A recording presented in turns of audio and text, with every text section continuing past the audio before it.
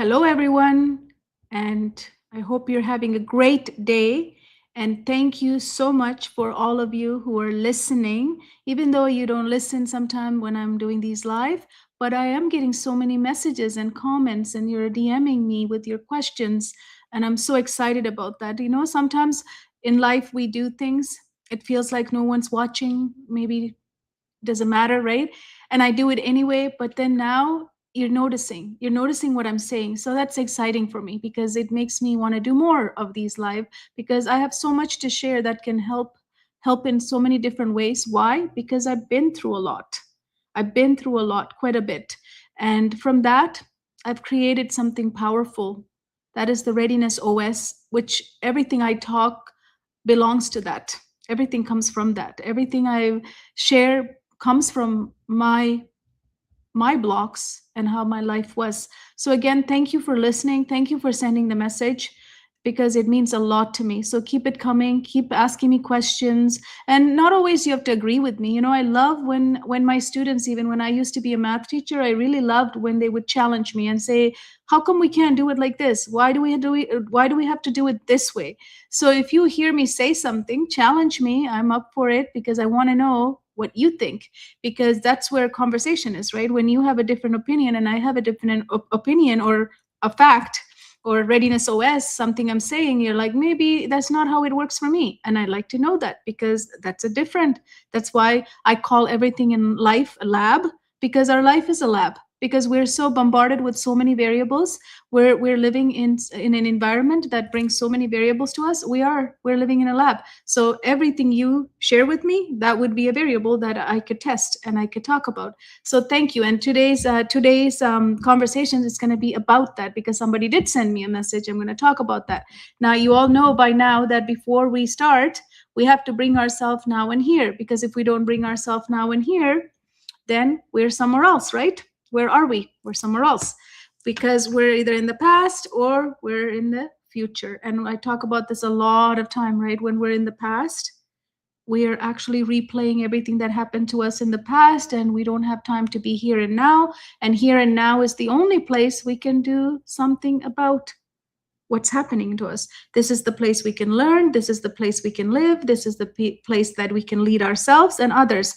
But majority of us, what we do is we replay the past, because it keeps us, sometimes it even keeps us a hostage, right? You might be thinking good things, and all of a sudden you start thinking bad experiences, or something that caused you so much stress and pain. You start thinking about it. So when we think about the past, it keeps us occupied and keeps us away from being here and now. So what can we do with the past? We can just extract all the lessons, because it happened for a reason. Lessons are amazing. Just extract them and just let this past go. As more times you do this, it's almost like a ritual that you train yourself. The more you do it, eventually you can just pull yourself back here and now with the snap of a finger, like this. But in the beginning, we are pulled to the past so much that we stay there. But eventually you can train yourself to bring yourself here and now, because here and now is the only place that's powerful. It's the only place we can create things, and we can learn, live, and lead. Now, another place that we like to go to is the future, right? I mean, maybe some of you may think future is great. What are you talking about? We should go to the future. Of course, we should go to the future. But I don't know about you. I heard from many people, and including myself, I know a lot of the time I project my past onto the future. And I like to think of my future through those lenses of the past, and then think about, oh, that happened to me. It's going to happen to me again. What if that happens again? What if this person says this again? And then my future, I don't let it be created for me. I'm creating it. I'm recreating it for the past projected. And that type of future is very, very anxiety driven. I don't know about you, but for me, I don't like it. So what can we do instead of just projecting something that's already happened to us and creating the future? We should just allow it to happen, because we know we want a great future. All of us deserves a great future, right? So we don't need to project the past and past worst examples and create the what if situations all the time. We can just allow it to come to us, so we can bless it and we can release it. It's there for us, instead of forcing it and creating it and spending so much recreating something that you don't even want. Who wants Who wants the worst future that they just had in the past? Nobody does. So why don't we just let it be? Just let it come to us. Just release it, bless it, and release it. Now, look, both of your hands are free. Both of my hands are free. Now I can be here. And now, this moment, I can do something that is, I can learn, I can lead, I can live, I can enjoy, I can help others, but I'm now here. So this is what's happening in our life, is that we're so distracted, we're so disconnected, and we're so busy that we're not here. We're either in the past, we're in the future, we're not here. So I just want all of you who are watching, and even if you want to give me, put a comment right now, tell me how many times we're pulled to the past and the future and we're not here in this space, right? In this space right now, right? If we're honest, we can say yes, most of us do. So that's what I'm talking about. So another thing, that in order to bring yourself now and here, you can also use your breath, because that is with you all the time. We always are breathing, but we always are breathing so short. Why? Because we're busy. We're holding on to our breath sometimes because we have to get through things. Things are hard. Uncertainties. The world is chaos. So we hold it like this, and we hold up here, right? Everything is up here. Now let's just breathe. Just take a deep breath. Inhale for 4. Hold for 4. And then let everything go, even dropping that shoulder down where it should be. Just let it go through your mouth for 8. Just everything, let it go. Again, inhale for 4. Hold for 4. And then exhale for 8, letting go all the stress, worries, fear, anxiety, whatever you're holding on to in your shoulder, in your back, in your neck, everything. Let it go through your mouth. Now, one more time, inhale for 4. Hold for 4. And this time make a sound and let it go, and don't keep anything, because if you keep it, you're going to be walking around this thick like this. I used to do that too. When worries come, when fear comes, we just go like this and we don't even know we're doing this, and it hurts. It hurts. So let it go. Let everything go. Now that makes us even more now and here. So one way to bring ourselves now and here is our thoughts. Are we in the past? Are we in the future? Get rid of those and be here. Another way to fully bring us here is to really breathe. Our body needs it. Everything in our body needs it. And we're so busy, we forget to do all of this, right? So today, what I want to talk about is a comment I received from someone yesterday. Yesterday after my live, a teacher actually sent me a message. She said, "You keep saying, come home to yourself. And what does that even mean?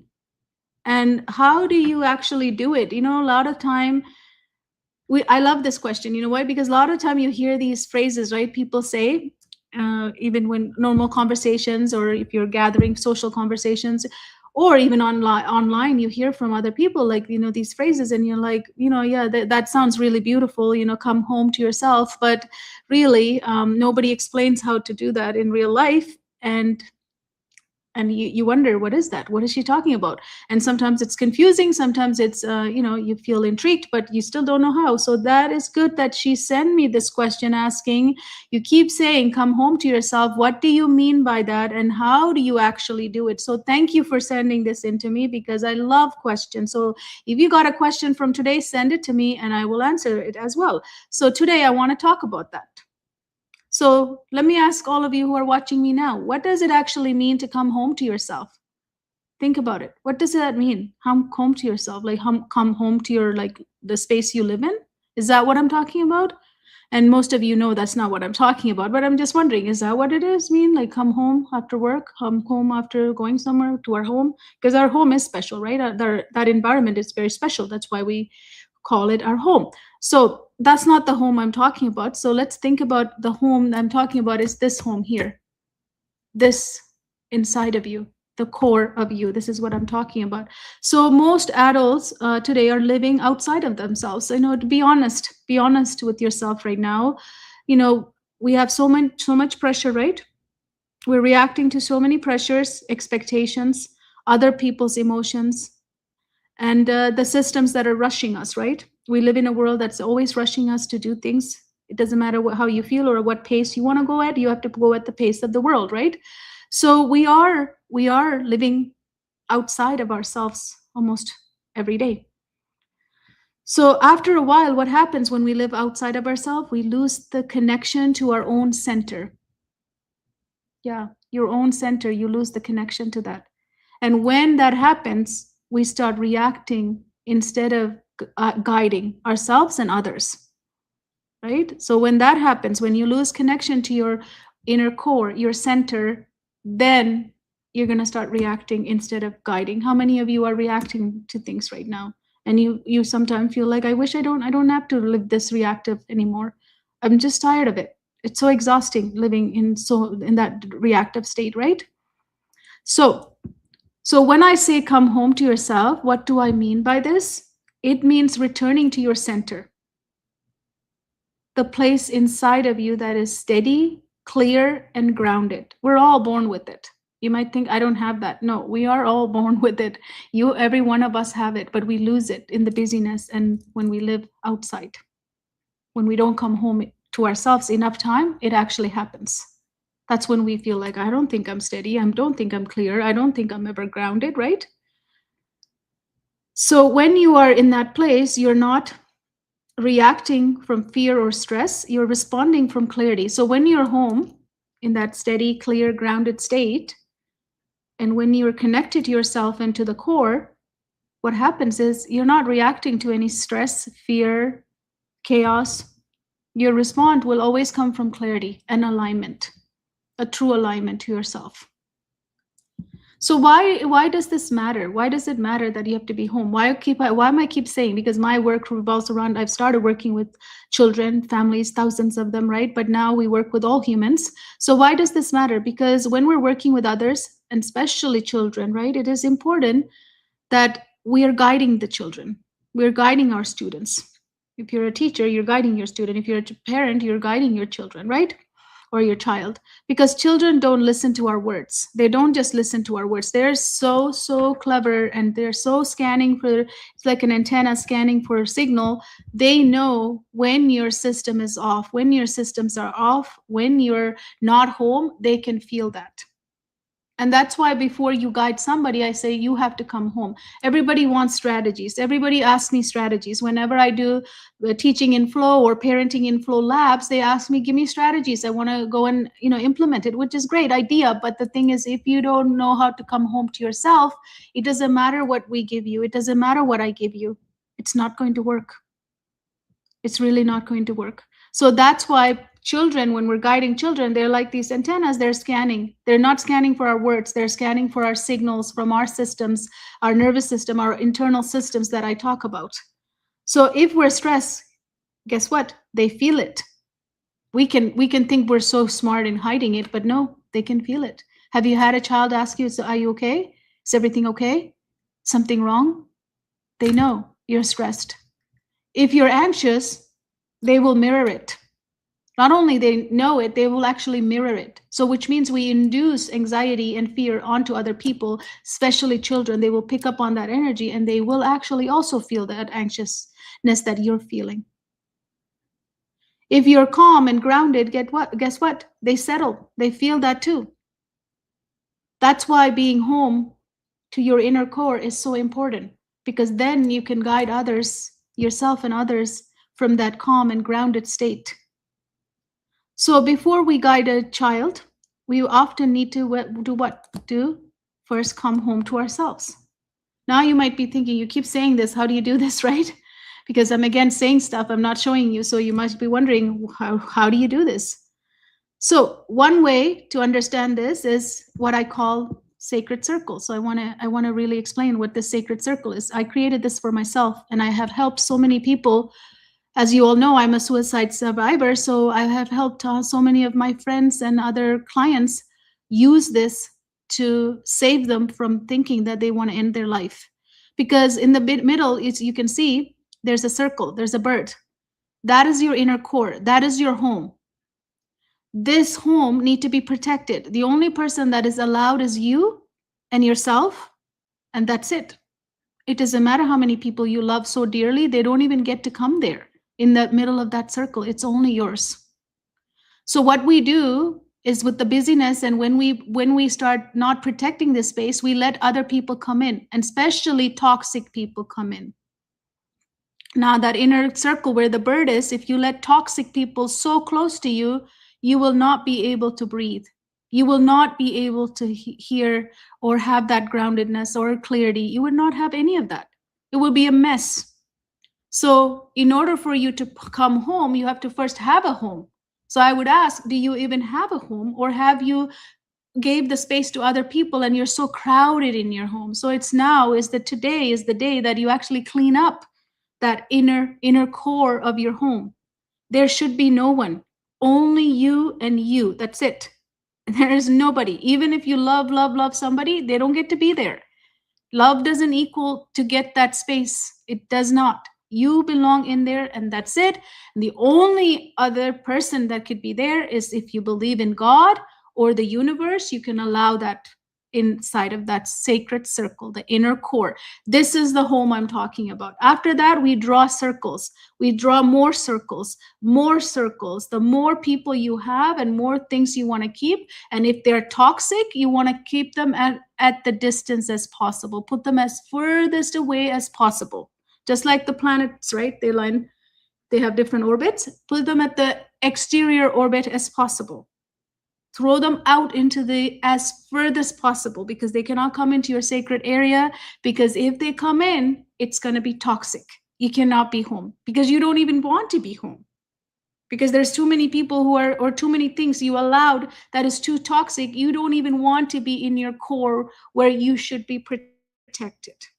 So this is exactly what I mean by coming home to yourself. So if you have already thinking like, I don't feel it, I don't see it, that's because there's too many people there. So I would look into it. What have you allowed in your life to come in that is creating anxiety for you, that is creating anxiousness for you, that is creating this toxic energy, toxic thinking, toxic environment? If you're living in that constantly, no wonder you feel stressed, right?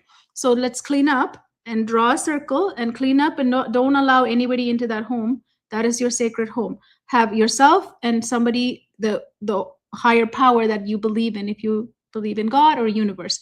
Then you draw a circle, and then that next circle could be your family, the ones you love. And the next circle could be someone you trust, but you don't love them. And the next could be someone, you're okay hanging out with. They're not that bad. But the more circles you draw, the more toxic they are. They need to be far away from your home, your inner core. So if that resonates, tell me if it's resonating with all of you, because it is so important to have this visual in your mind when you're thinking of your core and thinking of your home. This is what I mean by coming home to yourself. Now, things can happen in the world, right? So many things can happen. But if you think about it, if you imagine it, if you have this core so protected and so has a boundary that nothing comes in unless you allow it, guess what? You're always going to be in control. You know why people decide to end their life? Because they feel they're not in control. They feel like they don't have control over the external things that are happening to them, or the toxic people in their life, they don't have control over it. But if you can draw this and have an innermost circle where it's sacred for yourself and self only, can you imagine? If you have that power, do you think anybody can adjust? Anybody can change how you live your life? No. Only if you give permission, then they can adjust, right? Otherwise, nobody can come even close to it. So that's why the innermost circle is so important. So just like the bird, that's where you can open up your wings and be free. So do you have a so my question to those of you who are watching is, do you actually have a core like this that you can call it? Is that available to you? Think about it, right? So in here, the sacred circle doesn't involve just people. It could be environment, it could be systems, it could be expectations, it could be things like that, or it could be what's happening in the world, even like news and things like that. If you let that into your sacred circle, then we have what? The answer to that is, right? So if you think about it, almost never in our life, none of us were ever taught, even we can have boundaries on what reaches our center and our core, right? We never had any education on that, or we just think that all the space is available for everyone. That's not true. You're allowed to have your sacred circle and draw it and be only one who's inside of that. So when you have this boundary, it's not a balance. You're not balancing people around. This is a sacred boundary. When you have that, not every opinion deserves access to your core. You can stop it. You can say that's their opinion. It's none of my business, right? Not every emotion around you need to live inside. You don't have to let every emotion to come into your sacred inside of your core. You can say, I'm not feeling that. That's not how I feel, right? So there's always this boundary that could bounce off anything that's coming inside. You can actually think about it and not react, right? So coming home to yourself means returning to your center and remembering, I get to choose what enters. I get to choose, and I'm in control of what enters, and I get to choose where something lives in that circles that I just showed you, the distance of it. I get to choose, not the people around me, not the environment that's happening, not the world events that are happening. I get to choose. You see the empowerment when you get to choose? That's what coming home is all about. So, for example, imagine a child melting down, right? If you react from stress, we might immediately do what?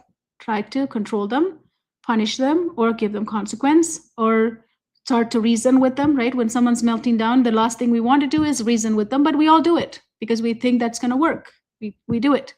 But if we pause and we come home to ourselves, and then if we ask a different question, what is really happening in this child right now? Because they're a biological system, right? So I look at it from the system's perspective. So when I look at it from the system's perspective, what is happening to this child right now? They're not just melting down, but there's something happening to their biological system to melt down. So my question is, what is happening to them right now? Really, what is happening to them? So, and that changes everything, right? Think about it. Now I want you to think about something even deeper. Is when you were a child and an adult was upset with you, if they get upset with you for something, did you feel like they were guiding you? Did you feel like you were guided? Or did you feel like they were controlling you or commanding? What did you feel?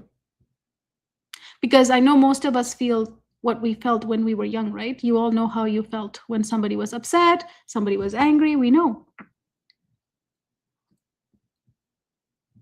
So coming home to yourself is not about being perfect. It's about returning to your center again and again. Because when adults learn how to return to themselves, the people that you lead, that could be your children, that could be others in your life, and the people that you love, they finally feel safe enough to grow, especially children. If you're a parent or a teacher, because this question did come from a teacher, right? Then that child feels safe enough to grow. And sometimes the most powerful thing a child needs, it's not another strategy, not a hack, it's a regulated adult. And that's where it all begins, from you being at home. So I hope that explained what coming home means. And another way to come home is to also bring our thoughts here and now. That's always part of that process, right? If I'm here and now, I can really understand who's trying to get inside of my sacred circle, and then I can push them away from my sacred circle and create the boundaries. It could be events that are happening around me that are so chaos that I don't want to be entering my sacred circle, right? It could be that. So always protect that sacred circle. That's how you're going to gain that control over what's happening. That's how you remain regulated. And when you're regulated, you can lead others. It's a beautiful space to be. So think about who's been crowding that sacred inner circle, the core in your life. Think about environments that are doing that for you, people in your life that are doing, latest event in the world that are doing, news, maybe social media, whatever it is. What is crowding that? Let's do a cleanup. And then don't allow anybody into the inner core. And from there, you can guide yourself, you can guide others, and it's a beautiful, and it's so much in flow when you can achieve that. So I'm so excited to share this with you, and I'm so excited that somebody asked this question. So it is And then somebody here said, how is it possible? How can I push them? So that is talking to your brains. That's, I'll talk to you. Why don't I show you that tomorrow? I'll talk about how do you talk to your brain so that we are able to push these things out, because we are in control of our thoughts, right? It doesn't control us. We control it, right? Thank you for asking that question. I will answer that tomorrow. Thank you for watching. Send me any questions you have and join me every day at 3 p.m. Pacific Standard Time. We go live. Thank you so much. Have a blessed day.